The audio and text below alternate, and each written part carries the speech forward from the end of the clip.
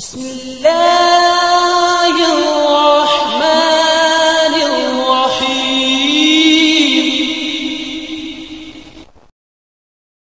اپنی بیوی اور خاندان سے چپکے شادی کرنا ہے، کوئی اور دوست گواہ ہے؟ سب سے پہلی بات یہ ہے کہ فی زمانہ بیوی سے چھپ کر نکاح کرنا جائز تو ہے، لیکن فتنے سے خالی نہیں ہے، فتنے سے خالی نہیں ہے۔ جو آپ کی بیوی ہو، پتہ ہو لوگوں کو، دنیا کو کہ یہ بیوی ہے، نہیں تو کئی بیویاں جو بیک وقت کئیوں کی بیویاں ہوتی ہیں۔ ہاں، ہمارے ایک جاننے والے اس کی اولاد شکایت لے کر آگے کہ ہمارے باپ نے خفیہ عورت رکھی ہوئی ہے۔ تو میں نے جب ان کے باپ سے پوچھا کہ تو نے خفیہ بیوی عورت کیوں رکھی ہے، تو وہ نکاح نامہ لیا، جی میں نے تو نکاح کیا ہے۔ تو بعد میں پتہ چلا کہ اس عورت نے کئی بندوں سے نکاح کیے ہوئے ہیں اور سب کو دن دیے ہوئے ہیں، سوار نو تو ہونا ہے، بدھ نو تو ہونا ہے، جمعرات نو تو ہونا ہے۔ اور وہ پرانے دور میں تقسیم پاکستان سے پہلے ہمارے شہر میں کچھ ایسی عورتیں تھیں جو جسم فروشی کرتی تھیں، وہ اور ان کی نسلیں آج بھی یہی کام کرتی ہیں اور اسی کے ذریعہ وہ رزق کماتے ہیں۔ اللہ تعالیٰ ان لوگوں کے شرور سے محفوظ رکھے۔ ایک ہمارے دوست وہ بڑا فخر کرتے تھے اپنے خوبصورت ہونے پر، میرے ساتھ سکول میں پڑھتے رہے، تو انہوں نے بڑے رشتے ریجیکٹ کیے، بڑے، کہ میری بیوی اس کے نئے نقش ایسے ہونے چاہیے، ناک ایسے ہونا چاہیے، ہونٹ ایسے ہونے چاہیے، چہرہ ایسے ہونا چاہیے۔ اچھا جی، بڑی مشکل سے اس کے گھر والوں نے تلاش کر کے ویسا رشتہ اس کا کروا دیا، بیٹا پیدا ہوا ہے کالا شیعہ، رنگ کس کے ہاتھ میں ہے؟ هو الذی یصورکم فی الارحام کیف یشاء۔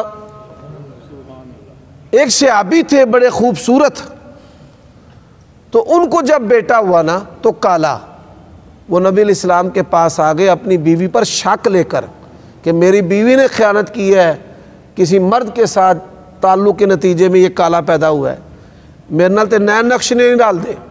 رسول اللہ صلی اللہ علیہ وسلم کو کہتا ہے دیکھو جی میں گورا تے ہے کالا، فرمایا لعلہ نظائر قابیہی، تیرے بھڑوں میں سے کسی کے نئے نقش لے آیا ہے۔ تو جب پتہ کیا تو پتہ چلا کہ اس کا دادا پر دادا جو ہے وہ بھی اس طرح کالا شاہ تھا۔ بات کی سمجھ آئی ہے؟ تو یہ محض خوبصورتی کی بنیاد پر نکاح کرنا یہ اس طرح ٹھیک نہیں ہے۔ پتنگ بازی کرنا جائز ہے، مانتا ہوں کہ یہ خونی کھیل ہے، لیکن اس کھیل کا قرآن و حدیث سے حوالہ دے کر بتائیں جائز ہے یا نہیں جائز۔ وَمِنَ النَّاسِ مَن يَشْتَرِي لَهْوَ الْحَدِيثِ، سب سے پہلی چیز ہے اس میں جان کا قتل ہے، مال کا ضیاع ہے، وقت کا ضیاع ہے۔ مؤذن کہہ رہا ہے حی علی الفلاح، اس کی گڈی چڑھی ہوئی ہے اور یہ وہیں پر چھوڑ کر نماز کے لیے نہیں جائے گا۔ اور ماں باپ آوازیں دیتے ہیں آؤ یہ کام کر دو، تو اللہ کی بھی نافرمانی، ماں باپ کی بھی نافرمانی، عبادات کا بھی عرج، مال کا بھی ضیاع اور جان کا بھی ضیاع۔ تو اتنے سارے حرمت کے اسباب اس کے اندر ہے، اس لیے اور اس کے ساتھ ساتھ یہ ہندوؤں کا ایک مذہبی کھیل ہے جو لوگوں کے اندر سرایت کر گیا ہے۔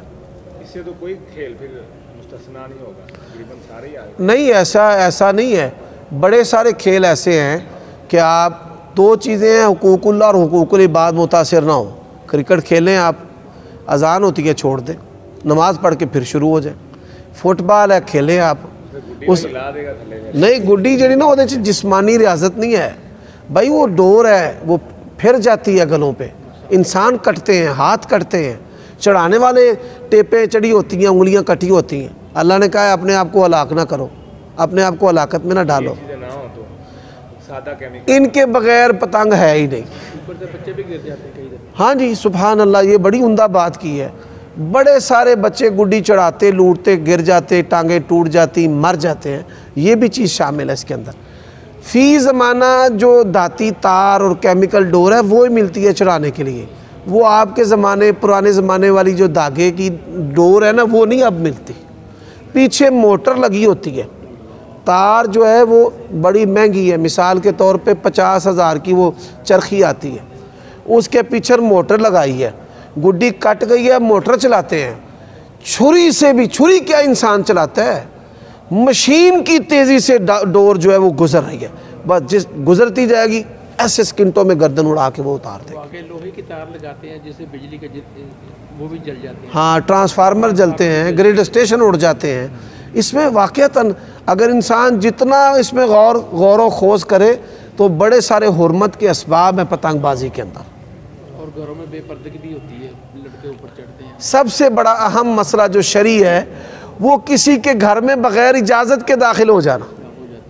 ابھی چند دن قبل ایک لڑکا جو ہے وہ ہماری مسجد میں پتنگ لوٹنے آ گیا، وہ جتیاں سمیت ہی جڑا نا صفحہ دے چڑھ گیا، کوئی پرواہ۔ میں نے اسے کہا صحیح ہے، کہتے نہیں میں مسلمان ہوں۔ تو اس کے اندر بڑے مفاسد ہیں۔